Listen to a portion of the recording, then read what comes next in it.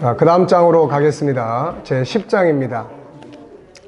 자, 쉐마 학습법 두 번째는 기록하고 말하기. 자, 지금 이제 여러분들이 이 책을 대하면서 머리가 좀 많이 아프죠? 괜찮습니까? 괜찮아요.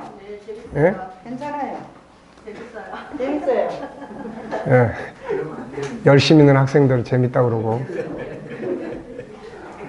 이제 학생들하고 실제적으로 이제 이렇게 하면서 이걸 좀 많이 읽고 또 아이들마다 또 다 다르게 적용을 해야 되니까 그렇게 해서 다만 이제 우리 리더자들이 어떻게 무엇을 어떻게 해야 될 것인지를 충분히 알고 있으면은 아이들을 다양하게, 그런데 항상 저는 이제 강조하는 게 안 하고 내비를 두는 것보다는 그래도 하면 나무 가지가 이제 이렇게 휘어질 수도 있고 갈 수 있다. 이제 그런 생각이 늘 기본 철학이기 때문에, 네. 아무리 말썽꾸러기라도 그냥 내버려 두면 더 나빠지지만, 이런 교육에 동참하고 이게 비록 100%가 다 적용이 안 되더라도, 그 중에서 단 한 가지라도 적용이 된다면은 안 하는 것보다 하는 게 훨씬 아이의 미래에 도움이 될 수 있다. 이렇게 보는 거죠, 이게. 자, 시험학습법의 첫 번째는 뭐라고 그랬어요? 듣기예요. 잘 듣기 위해서 기억에 남는 것만 한번 이야기해 보세요. 어떻게 해야 된다고요? 자, 잘 듣기 위해서는 프리액션, 액션, 포스트 액션. 포스트 액션은 이제 지금 이야기하는 거예요. 그래서 프리액션이 아주 중요해요. 프리액션. 그러니까 덜 피곤하게 해야 되고, 그 다음에 또 집중력을 감축해야 되고, 심리적으로 불안감이나 아픔이 있거나 갈등이 있으면 이거 치료하고. 그래서 학습 멘토링을 상담을 같이 해야 됩니다. 이거 상담을 같이. 자, 또 기억에 남는 것.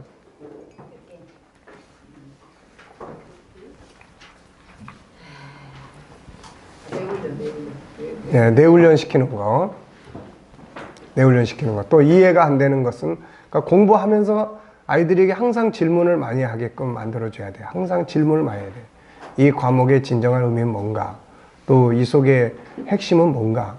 이게 과목이 사용되는 영역이 어딘가? 뭐 어떤 부분들인가? 그러니까 우리가 해줄 수 있는 건 수학 공부 가르치고 이게 아니고, 우리가 해줄 수 있는 거는 수학이 왜 필요한지를 말해줄 수 있는 이런 심리적인 거예요, 이게. 그러니까 그런 부분들을 우리가 꼭 기억하고 활용을 하면 자기한테 필요한 건데 필요하다고 느낄 때는 다 하려고 하는 의지들이 만들어져요. 자, 기록하고 말하기. 쉐마학습법은 듣고 기록하고 말하기다. 지난 시간에는 잘 듣기에 대해서 살펴봤다. 잘 듣기 위해서 3액션이 필요함을 설명했다. 첫째, 프리액션, 잘 듣기 위한 준비 과정으로 무엇을 어떻게 준비하라고 했는가. 둘째는 액션, 듣는 현장에서 잘 듣기 위해 어떤 자세로 들어야 한다고 했는가. 이제 본장에서는 세 번째 포스트 액션을 다루는데 이 안에 기록하기와 말하기가 들어있다. 자, 포스트 액션은 들은 뒤에 해야 될 일들이에요. 복습의 중요성이죠. 결국 잘 듣는 게 핵심이다. 듣기 전에 준비, 들을 때의 자세, 듣고 난 후에 어떻게 할 것인가에 대한 내용이다. 많은 사람들이 물건을 산 후에 제대로 활용하지 않고 그대로 방치하는 경우가 많다. 산 물건을 제대로 관리하고 사용할 수 있어야 한다. 학업도 마찬가지다.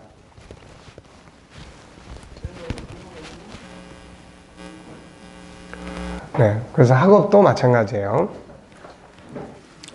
수업을 들은 것으로 끝나버리면 물건을 사다가 장롱 속에 넣어두고 방치하는 것과 같고, 씨를 사다가 서랍 속에 넣고 뿌리지 않는 것과 같습니다. 그러므로 우리가 수업을 듣고 난 후에 구입한 씨를 뿌리듯이 들은 수업의 관리를 해야 한다. 쉐마학습법에서는 이걸 설명해 주고 있는데, 기록과 말하기다. 이것만 잘하면 어떤 학업이든지 정복할 수 있다. 예수님도 들은 뒤에 할 일이 얼마나 중요한지를 말씀해 주셨다. 그러므로 네가 어떻게 받았으며 어떻게 들었는지를 어떻게 하라고 그래요? 다시 생각하라는 거예요. 어떻게 들었는지, 어떻게 받았는지 이걸 다시 생각을 하라는 거예요. 어떻게 들었는지 들은 것을 생각하고 지키라고 하셨다. 들은 것을 다시 생각하고 그걸 활용하는 것. 이것이 학습 성공의 비결이다. 이것이 복습이다. 다음 이야기를 보면 복습이 얼마나 중요한지를 알 수 있다.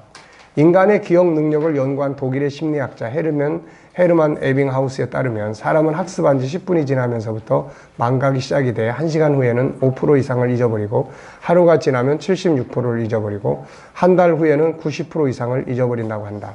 그러나 망각이 시작되기 전에 복습을 하면 학습 내용을 훨씬 오랫동안 기억할 수 있다.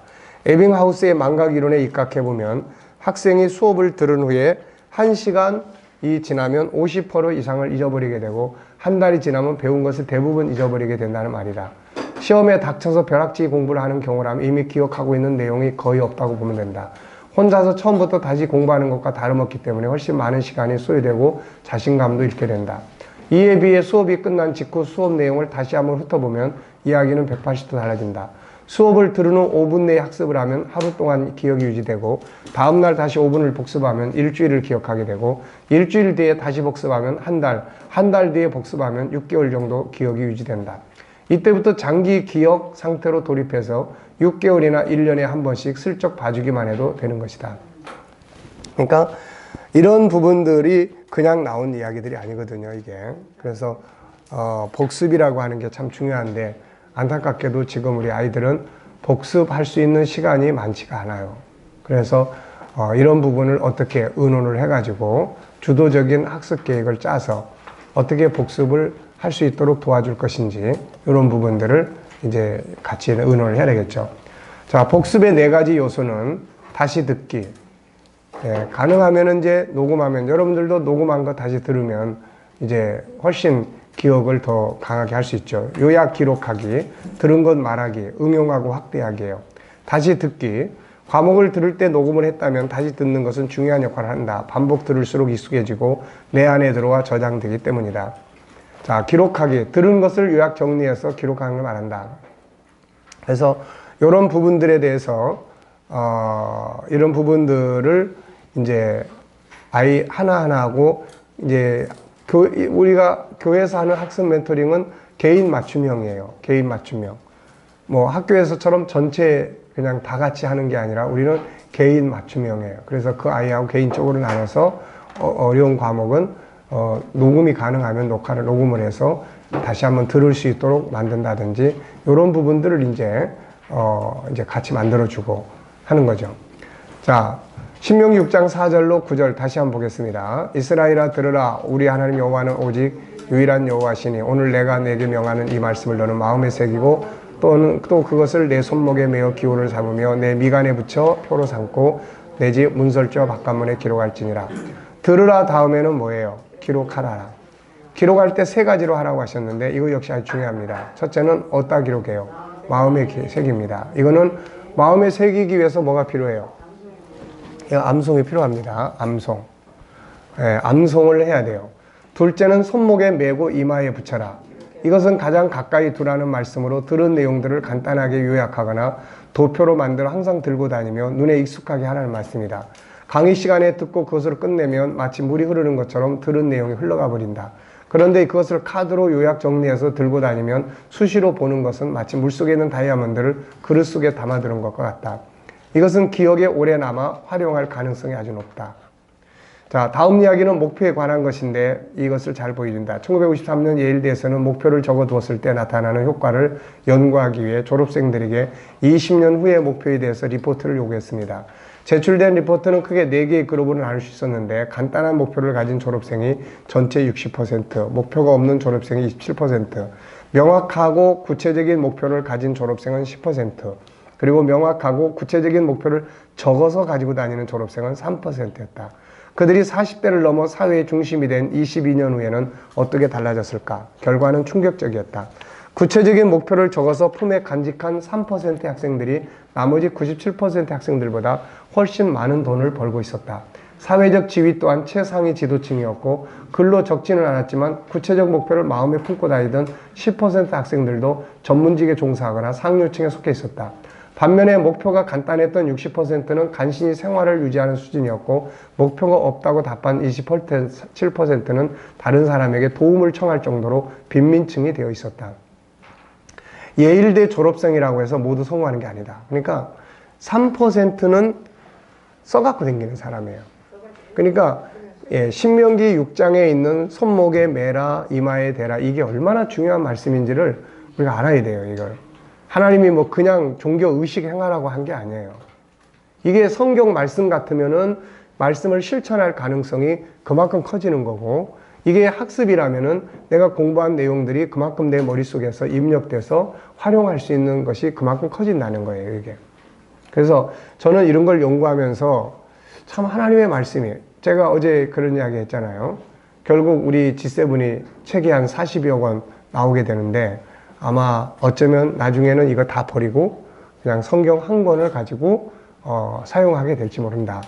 그렇지만 그때는 성경이 지금처럼 성경 속에서 천국 공부만 하는 게 아니고, 디모데후서 3장에서 바울이 이야기한 것처럼 인간을 교육하기에 유익한 분야들을 성경을 통해서 가르치게 할 수 있을 거다라는 이야기를 한 거예요. 그러니까 이런 것들을 연구하면서 저는 하나님 말씀이 정말 얼마나 놀라운 진리인지, 뭐 잠언 20장 5절, 제가 그런 말씀을 처음 대했을 때 얼마나 깜짝 놀란지 몰라요. 옛날에 잠언 안 읽은 게 아니에요. 근데 재능 개발을 연구를 하다 보니까 우리 안에 다 놀라운 이 지혜의 우물을 가지고 나오는데, 명철한 자가 이거를 길어낸다는 거예요. 결국 코칭의 원리가 그거 아닙니까? 그리고 잠언 22장에 그 마지막 절에 보면은 뭐예요? 자기 일에 능숙한 자가 누구냐? 이들은 왕 앞에 선다. 그러니까 이게 전문가들이 사회적 신분을 높게 하고 사람들에게 인정받을 수 있는 이런 이야기들 아닙니까, 이게? 그러니까 이런 부분들을 바깥 세상을 둘러보고 나서 성경 속에 들어있는 진리를 이해하는 것이 좀 아쉽기는 하지만, 그러나 유대인들은 그거를 그렇게 연구를 해서 현실에 적용을 하는 거예요. 우리는 성경을 갖다가 현실 적용 능력이 굉장히 떨어지는 거예요, 이게. 그래서 이제 그런 부분들을 하는데, 기록해라, 손목에 매라. 참 이게 얼마나 중요한 일인지 몰라요. 그래서 저도 이제 뭘 암송할 때는 항상 써갖고 다닙니다. 그걸 막 억지로 한 번, 두 번 보고선 외워지는 게 아니잖아요. 그래서 써갖고 다녀요. 일단 써갖고 갖고 다녀요. 운동하러 갈 때 들고 다니고, 또 뭐 운전할 때 옆에다 두고, 그러면 그건 항상 보게 돼요. 뭐 수시로 필요하면 보게 되는 거예요. 그러면 자꾸 한 번 보고 두 번 보면 어떻게 돼요? 자꾸만 보고 싶네. 자꾸만 보면 어떻게 돼요? 입력이 되는 거야. 그래서 처음 한 번 외우면은 잘 안 돼, 이게. 근데 그 다음에 또 봐. 또 외워. 또 봐. 그러면 이제 그 다음에 이제 다 이게, 외워지는 거예요, 이게. 그래서, 책 한 권이 나올 때 그 책 속에 들어있는 중요한 요점들이 있잖아요. 그러니까 그런 것들은 계속 암송하고, 이젠 계속 외우다 보니까 일주일에 한 번 정도만 이렇게 한 번씩 이렇게 틀어주면은 이게 안 없어져요, 그게. 그러니까는 그런 부분들을 우리가 적극적으로 활용하는 게 아주 중요합니다. 하버드 경영대학의 경우도 1970년 졸업생들을 조사했다. 구체적인 목표가 없다고 답한 사람 84%. 그러니까 목표가 없이 사는 사람들이 목표 있는 사람하고 어떤 차이점을 만드는지를 보여주는 거예요. 장래 목표는 있지만 기록해 본 적이 없다고 한 사람이 13%. 그리고 명확하게 구체적인 장래 목표를 종이 위에 적어 본 적이 있다는 사람은 3%예요. 그리고 10년 후엔 1989년 놀라운 결과가 나왔다. 13% 그룹은 83% 그룹보다 평균 2배나 많은 돈을 벌고 있었다. 그러면 3% 그룹은 어떻게 되었을까? 나머지 97%의 졸업생들보다 자그마치 10배가 넘는 돈을 벌고 있었다. 결국 두 명문대의 3% 학생들, 즉 자신의 꿈을 글로 적은 그 소수만이 사회의 리더가 된 것이다. 부자가 되느냐 못 되느냐는 이처럼 목표와 꿈을 가졌느냐 아니냐의 차이가 시작된다. 더 중요한 것은 목표와 꿈을 어떻게 하는 거예요? 구체화해서 기록으로 남기는 거예요. 왜 그러냐면은 기록으로 남긴다는 건, 늘 본다는 거는 그게 내 뇌 속에 지배하고 있는 거예요. 그러니까 사람은 뇌에서 생각나거나 지배하고 떠오르는 것을 하게 돼 있어요. 그리 가게 돼 있습니다. 자꾸 행동을 하게 돼 있어요. 근데 그게 없는 사람은 그 길로 안 갑니다, 이게. 그러니까 일단은 공부를 잘하냐 못하느냐 보다는 공부한 내용을 요약해서 들고 다니게 만드는 거. 이게 우선순위예요, 이게. 그러니까 지금 우리가 이제 학습 메토딩을 하면서 애들의 그런 학습 성적 이런 걸 다루는 게 아니에요. 그런 건 신경 쓸 필요 없어요. 뭐 빵점을 맞았거나 50점을 맞았거나 100점을 맞거나 그런 건 중요한 게 아니에요. 할 수 있는 내면의 세계를 만들어가는 것이 굉장히 중요한 거기 때문에 이런 부분을 다룹니다. 기록해서 가장 가까운 곳에 두는 것은 아주 중요하다. 학교에서 들은 강의 내용을 요약 정리하는 습관을 만들어라. 그래서 요약 정리해서 핵심적인 내용만, 제목만이라도, 우리가 제목만 기억을 해도 굉장히 그 뒤에 있는 내용들을 이해하기가 쉬워져요. 세 번째는 집 문설주와 바깥문에 기록하라. 집 문설주는 집에 들어가는 문의 양쪽 기둥이다. 꼭 쳐다보고 들어가게끔 돼 있죠. 문을 열 때마다 볼 수 있다. 그리고 바깥문에 기록하라고 했다. 이는 중요한 것을 들어가며 보고 나가며 볼 수 있게 하라는 말씀이다. 공부한 내용 중에 중요한 것을 이처럼 내가 항상 볼 수 있는 곳에 붙여서 볼 수 있도록 하는 것은 그것이 내 생각 속에, 뇌 속에 남을 수 있게 하는 방법이다. 내 책상 앞에 일주일 동안 공부한 거를 요약한 것을 그날 요약한 걸 딱 붙여놓으면은 책상 앞에 앉으면 한 번씩만 보는 거예요. 침대 옆에다 딱 붙여놓으면 침대에 잠잘 때 한 번만 딱 보는 거예요. 이런 것들이 알게 모르게 그 속에 자꾸 저축이 돼요. 결국 공부라는 게 그래요. 국어든 수학이든 뭐든 생뚱맞은 건 없습니다. 다 연결돼 있어요. 전부 다. 다 이게 연결돼 있고 유기적으로 관계가 돼 있지 갑자기 생뚱맞은 게 아니에요. 그래서 앞에서부터 자꾸 듣고 익숙해지고 자꾸 익숙해지고 그러면 그게 나중에 친해지게 되고 다가서기가 쉬운 거예요. 옆에다 두고 가까이 두고 손목에 두는 건 친해지는 방법을 설명하는 거예요. 우리가 사람을 처음 만날 때도 처음 대면하는 사람은 얼마나 어렵습니까, 이게. 근데 자꾸 친해지면 편하잖아요, 이게. 예. 자, 그래서 그런 부분입니다. 그 다음에 이제 세 번째가 뭐예요? 말하는 거예요. 강론하는 겁니다. 말하라, 가르치라. 쉐마 학습법 세 번째는 이제 말하라는 겁니다. 7절 다 같이 읽어보세요.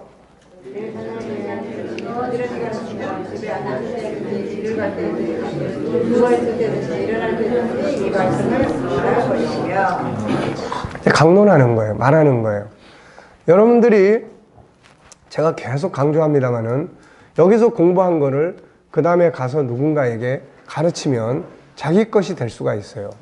자기 것이. 지금 여러분들은 여러분 것을 듣는 게 아니에요. 김성길 목사가 자기 것을 여러분들한테 이야기를 해주는 거예요. 그러면 여러분들은 가서 이거를 가르쳐.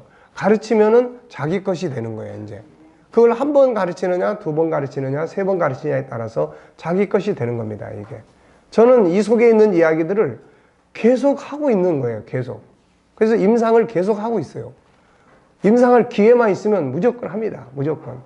뭐 어설프든 뭐라든 무조건 해요. 해야 뭐 이게 진짜인지 가짜인지 알게 되는 거고 뭐가 보완해야 될 건지 이런 거 알게 될 거 아닙니까, 이거. 그러니까 돈 주고 사람을 사서라도 그렇게 하라는 거예요. 예.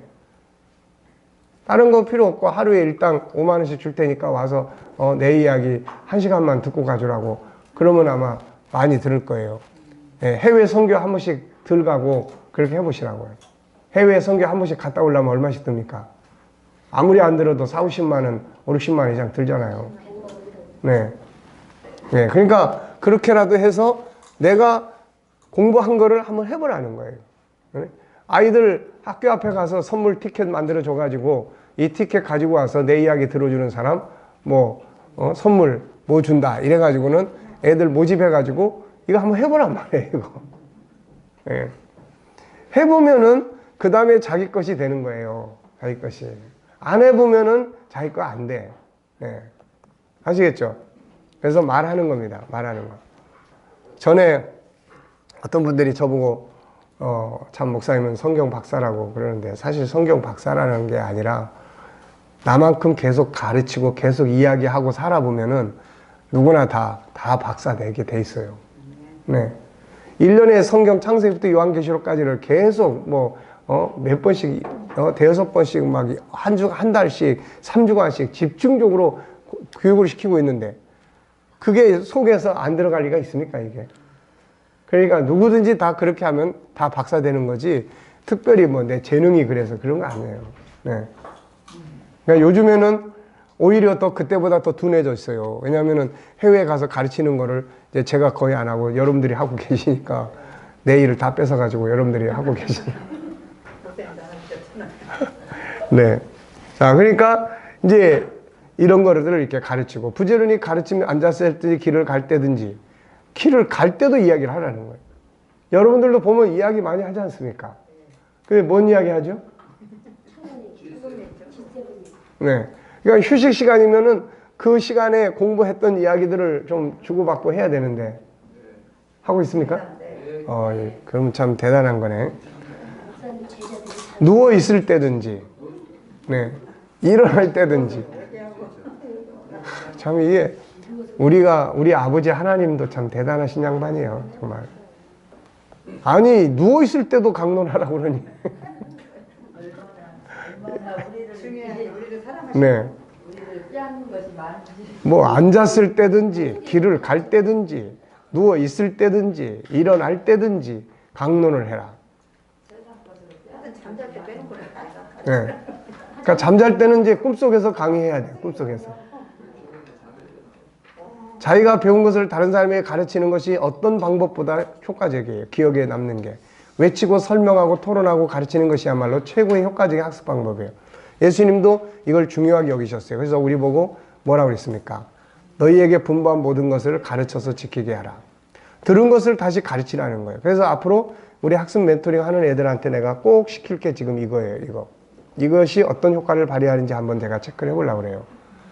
자, 들은 것을 다시 가르치라는 거다. 이건 복음만이 아니라 우리 삶의 모든 분야의 효과적인 방법이다.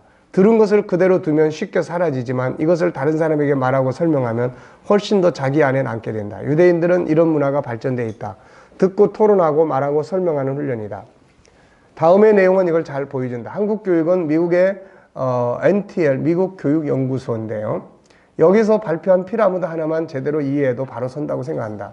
피라미드는 다양한 방법으로 공부한 다음 24시간 후에 남아있는 비율을 피라미드로 나타낸 것이다. 이 피라미드를 보면은 맨 위에는 5% 강의 듣는 거예요. 듣기만 한 사람은 남아있는 게 5%. 그 다음에 그걸 또 읽는 사람은 10%. 시청각 교육을 통해서 배운 사람은 20%. 그 다음에 시범 현장 견학을 한 사람들은 30%. 그룹 토론은 50%.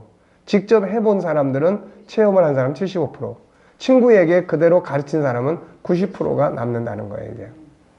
그냥 듣기만 했을 때는 5%만 남는 것이 친구에게 가르치게 될 때는 90%가 남아요.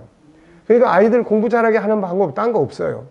학교에서 공부한 거 집에 와서 애들한테 다시 설명해보라고 할 수 있는. 일단은 자기가 다른 사람한테 이야기한다고 그러면요 잘 듣습니다. 그리고 정리를 해요. 어떻게 이야기해주지? 어디서부터 이야기해주지? 뭘 이야기해줘야 되나? 이제 이런 거예요. 그래서 집중력을 강화시키게 되는 겁니다, 이게. 이거는 우리들이 늘 쓰는 거 아닙니까, 이거? 우리들이 공부하는 것보다 설명해주고 가르칠 때 훨씬 더 잘 이해되고 기억할 수 있는 거예요. 그래서 유대인이 성공하는 인재들이 많은 이유는 맨 아래 친구 가르치기의 효과 때문이다. 이 사람들은 항상 토론하고 가르치고 나누고 듣고 이런 게 익숙해져 있죠. 자, 친구들끼리 서로 과목을 정해 가르쳐보라. 인형이라도 놓고 그 앞에서 배운 것들을 강론해보라. 이거를 습관화만 시켜줄 수 있으면은 애들은 학습이 굉장히 많이 발전해 갈 수 있습니다, 이게. 자, 응용해보라. 성경에는 다음과 같은 말씀이 있다. 영혼 없는 몸이 죽은 것 같이 행하면 믿으면 죽은 것이다. 이 네 번째, 응용하는 거를 어느 만큼 할 수 있느냐가 창의력이에요, 이제 이걸 어느 만큼 할 수 있느냐가 생명력입니다. 이거를 안 하는 교육은, 이걸 안 하는 공부는 다 이론에 불과한 것들이에요. 그리고 그것이 이제 남아있다가 없어져 버려요, 이게. 그런데 응용하는 거죠. 행함이 없는 믿음은 죽은 거다. 물론 하나님의 말씀에 대한 내용이다. 그러나 학습도 마찬가지다. 들은 수업이 어디에 어떻게 사용되는지를 모른다면 그거 역시 죽은 수업을 하고 있는 거다. 수학을 공부했으면 수학의 과정이 어디에 어떻게 사용되고 있는가를 찾아보고 응용해 봐야 된다. 과학만 실험하는 게 아니다. 모든 학문은 어딘가에 사용되고 있고 사용할 필요가 있기 때문에 만들어진 것이다. 만든 사람들은 그것을 응용하고 필요해서 만들었는데 막상 뒤에 공부하는 사람들은 그게 어디에 쓰이는 도구인지도 모르고 공부하고 어디에 사용되는 것인지도 모르고 그냥 듣고 있는 거예요.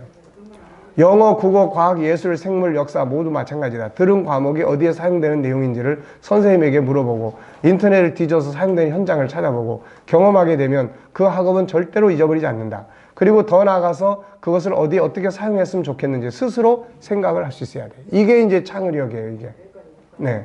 그러니까 내가 오늘 공부한 과목을 수학의 어느 공식을 공부를 했으면 이걸 어디다 사용하는 건가? 어떻게 사용할 수 있겠는지. 이것이 필요하다는 거예요. 근데 그냥 듣고 덮어버려, 듣고 덮어버리고, 듣고 덮어버리고, 시험 보고, 시험 볼 때만 반짝갔다가 그 다음에 또 덮어 없어져 버려. 응용이 안 돼, 이게. 그러니까 학교 공부가 밖에 나와서 얘들이 실컷 공부했는데 사회에 나와서 할 줄 모른다는 게 이게 말이 안 되는 거예요, 이게.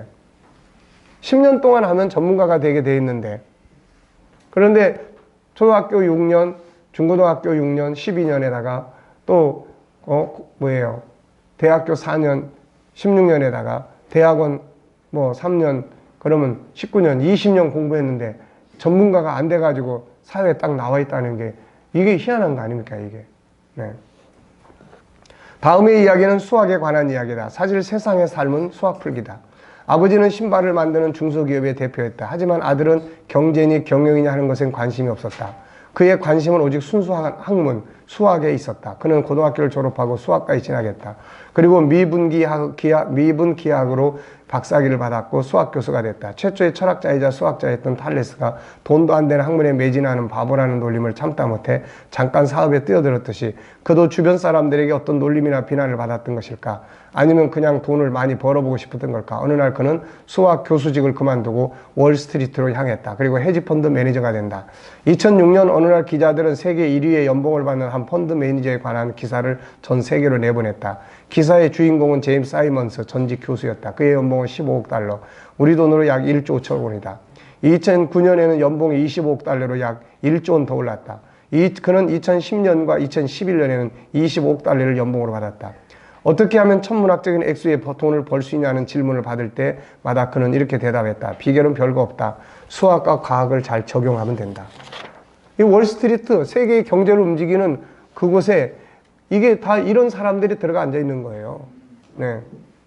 1990년대에 실제로 있었던 일이다. MIT의 수학과학 수재들이 팀을 꾸려서 라스베가스로 향했다. 그리고 5년 동안 수백만 달러를 땄다. MIT 수학 천재들이 카지노 무너뜨리기 위해서 MIT 도박팀 회원 마르티네즈는 이렇게 말한다. 이건 마술이 아니라 단지 수학일 뿐이야. 셔플 트래킹이라 부르지. 기본적 확률 분포를 이용할 뿐이야. 그들이 사용한 무기는 수학 교과서에 나오는 확률이다. 이걸 가지고 가서 도박장에서 돈을 따고 있는 거예요, 이거. 그러니까 도박을 하려면 수학을 잘해야 된다. 결국 인생은 뭡니까? 플러스 마이너스 곱하기 나누기, 그리고 그 위에 더 고차원적인 수학 공식을 푸는 거예요. 그걸 활용하는 겁니다. 인생이라는 게. 우리의 생각의 기능을 가지고 훈련해야 할 것 중에 또 하나는 플러스 마이너스 곱하기 나누기, 그리고 더 많은 수학 공식을 사용할 줄 아는 일이다. 자기의 삶에 무엇을 더하거나 빼면 새로운 역사가 만들어지는 거예요.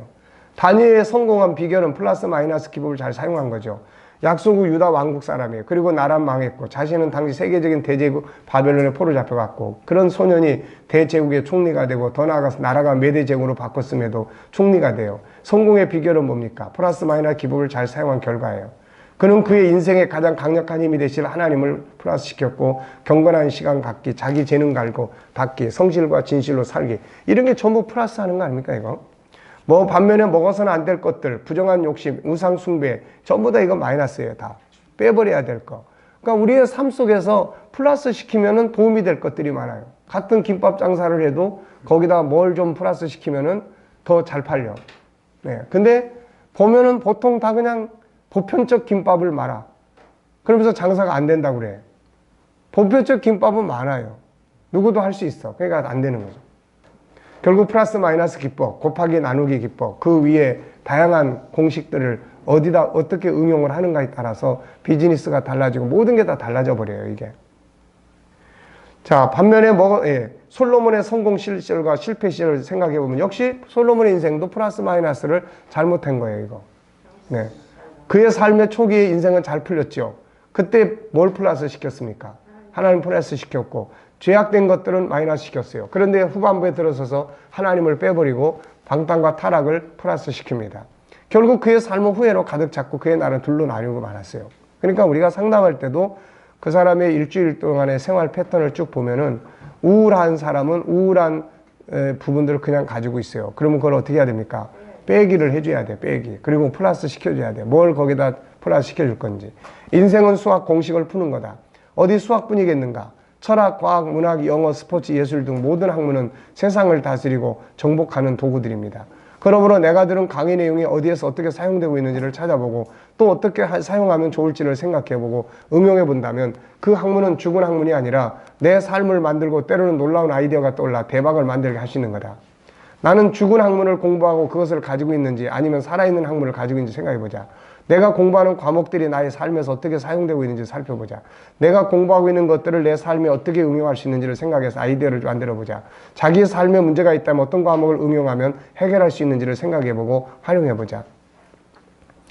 다른 사람에게 문제가 있다면 역시 어떤 과목을 통해서 해결할 수 있는지를 생각하고 활용해보자. 어떤 오너는 자기의 비즈니스에 역사를 응용을 해요. 역사. 그 사람의 신념은 그거예요. 역사는 항상 되풀이 된다.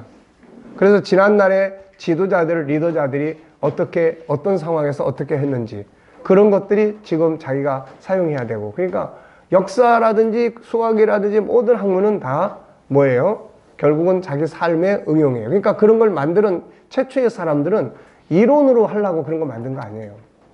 자기들의 삶에서 필요한 것이 해서 만들어졌고 다 그런 겁니다.